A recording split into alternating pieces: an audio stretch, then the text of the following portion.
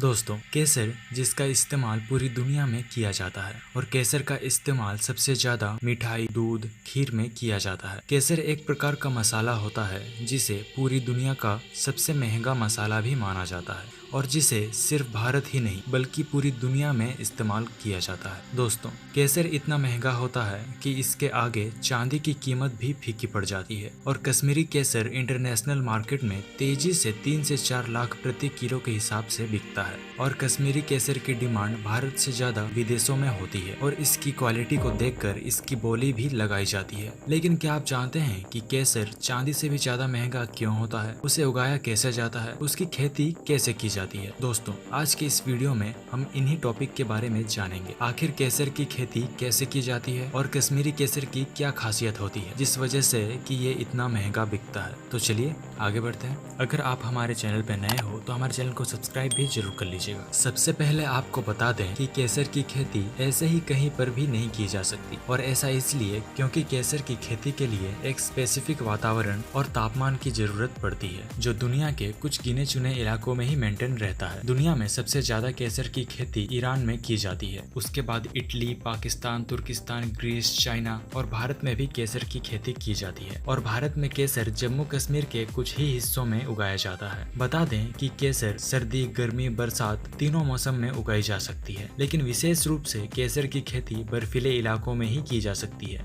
क्योंकि वहाँ का वातावरण गर्मी के मौसम में भी काफी ठंडा रहता है। जब सर्दी के मौसम में बर्फ पड़ने लगती है तो उस समय केसर के पौधों में फूलों की वृद्धि कम हो जाती है, लेकिन फिर जैसे ही गर्मियों के मौसम की शुरुआत होती है और जमीन सूखने लगती है तब काफी तेजी से केसर के पौधों में फूल आने लगते हैं। और आपको बता दें कि 20 डिग्री सेल्सियस तापमान केसर के पौधों के लिए सबसे सही माना जाता है और साथ ही केसर की खेती करने के लिए सही मिट्टी का होना भी जरूरी होता है। केसर की खेती के लिए रेतीली, चिकनी, बलुई और दोमट मिट्टी का इस्तेमाल किया जाता है। इसके अलावा केसर की खेती के लिए जल भराव वाली जगह नहीं होनी चाहिए, यानी कि ऐसी जगह जहां पानी ना भरा रह सके, क्योंकि जल भराव की स्थिति में इनके बीज सड़कर नष्ट हो सकते हैं और 10 से 20 डिग्री टेम्परेचर पर इनके पौधे फूल बनने लगते हैं। दोस्तों, दुनिया में जितना केसर उगाया जाता है उसका 80% ईरान और स्पेन जैसे देश उगाते हैं। अब क्योंकि केसर ज्यादातर बर्फीले इलाकों में ही उगाया जाता है तो इस वजह से इसकी खेती कश्मीर के कुछ हिस्सों में भी की जाती है और इंटरनेशनल मार्केट में कश्मीरी केसर की अच्छी खासी डिमांड होती है। इन पौधों पर बैगनी, नीले, सफेद रंग के फूल निकलते हैं। इन फूलों के अंदर 2 से 3 लाल और नारंगी रंग की पंखुड़ियां होती है और फूलों के अंदर मौजूद लाल और नारंगी रंग की पंखुड़ियां ही केसर होती है। और आपको जानकर हैरानी होगी कि 75,000 फूलों में से सिर्फ 450 ग्राम केसर ही प्राप्त हो पाता है। कश्मीरी केसर को उगाने के लिए सबसे पहले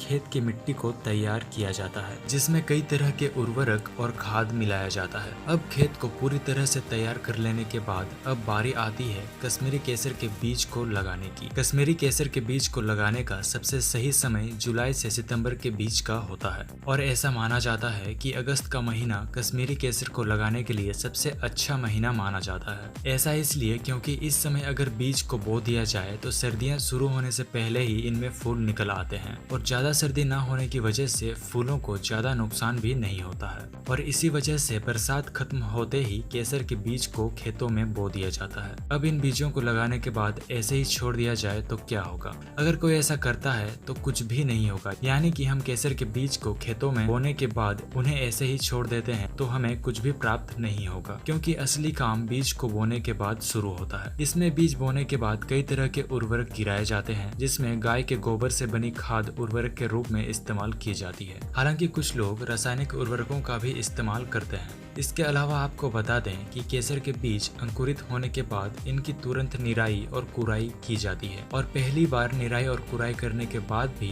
20 दिन के बाद फिर से निराई और कुराई की जाती है। ऐसा करने से केसर के पौधे अच्छे से बढ़ने लगते हैं। केसर पौधे लगाए जाने के बाद 3 से 4 महीनों में इनमें से केसर उगने लायक हो जाते हैं और इनके छोटे छोटे पौधों में बैगनी, नीले और सफेद रंग के फूल लगने लगते हैं। इन फूल के बीच में ही गहरी नारंगी रंग की पंखुड़ियां होती है और ये पंखुड़ियाँ ही केसर होती है। और जब ये पंखुड़ियाँ गहरे नारंगी रंग की हो जाती है तब इन्हें फूलों से अलग कर लिया जाता है और कहीं छायादार जगह पर सूखने के लिए रख दिया जाता है। और दोस्तों, आपको जानकर हैरानी होगी कि 1,50,000 फूलों में से लगभग 1 किलोग्राम कश्मीरी केसर ही निकल पाता है। और शायद यही वजह है कि केसर के दाम चांदी से भी ज्यादा होते हैं। इस तरह कश्मीरी केसर की खेती की जाती है। आपको कश्मीरी केसर के बारे में जानकर कैसा लगा, हमें कमेंट में जरूर बताइएगा। अगर वीडियो अच्छी लगी हो तो एक लाइक जरूर कर देना। अगर हमारे चैनल पर नए हो तो चैनल को सब्सक्राइब भी जरूर कर लेना और बेल आइकन को भी जरूर दबा लेना ताकि हमारे वीडियो सबसे पहले आप तक पहुंचे।